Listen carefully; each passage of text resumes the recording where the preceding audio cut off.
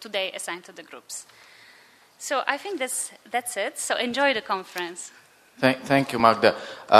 We're privileged today to have Aryeh Neier with us, who has kindly agreed to speak a little bit about OSI's role and what are the opportunities and challenges. So with this, I'd like to invite Aryeh. Thank you, Aryeh.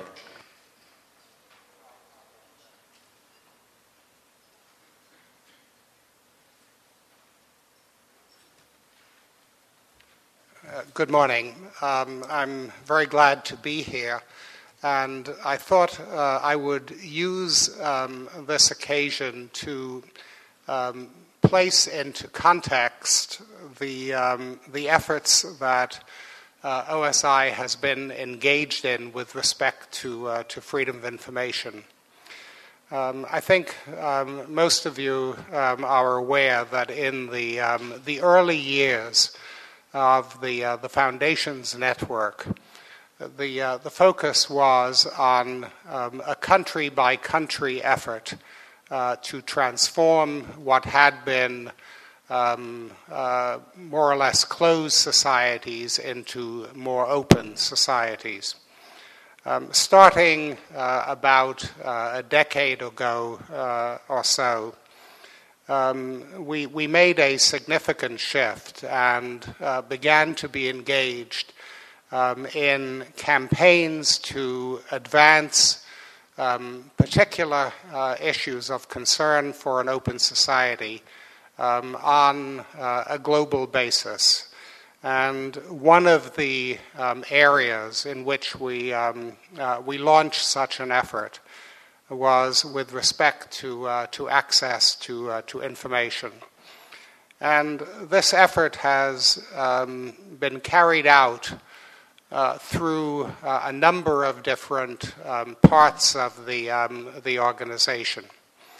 The information program, for example, has conducted a program on open access to make scholarly articles, often based on publicly funded research, available without cost online instead of in expensive journals. And that effort to create access to intellectual information has been immensely valuable in poor countries, particularly in all parts of the world.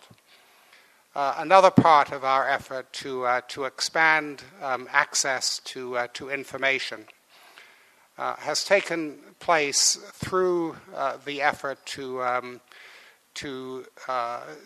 publish or to disclose the revenue that governments obtain from the exploitation of natural resources, and to discover what uses are made of that revenue.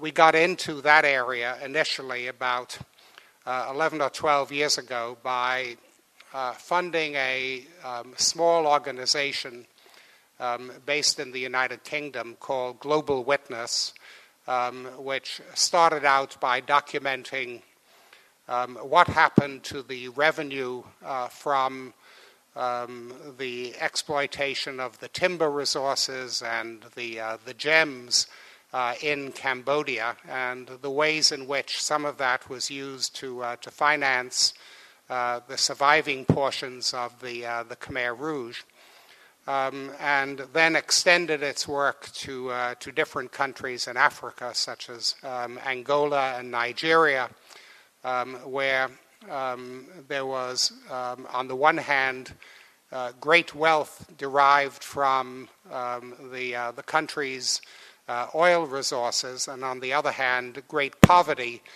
because the wealth was not used for the benefit of those who were poor within the country.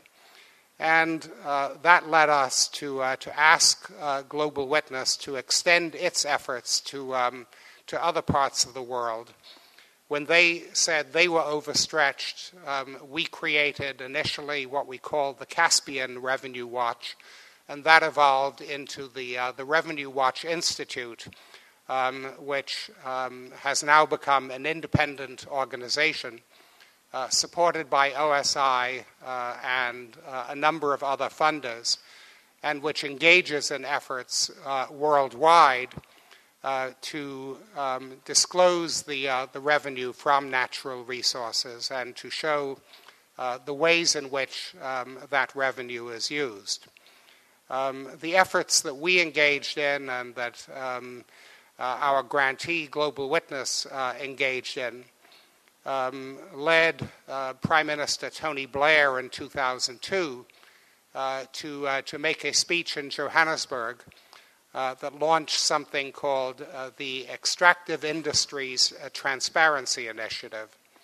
And today, the Extractive Industries Transparency Initiative is based in Norway.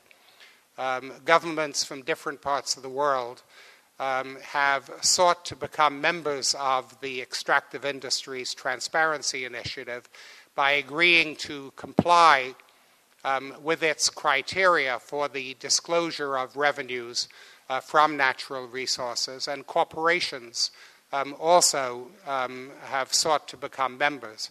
Obviously, not all countries have become members of EITI, and not all corporations that are engaged in the exploitation of natural resources. And many of those who have become members still fall short in terms of their actual practices. Nevertheless, the Extractive Industries Transparency Initiative has become an important factor globally in taking an issue that was festering because of the ways in which natural resources, particularly fueled corruption and also fueled armed conflict and human rights abuses and environmental abuses, and has introduced a significant measure of transparency in this area that has been significant in mitigating the kinds of abuses that have been associated with the exploitation of natural resources. Our efforts with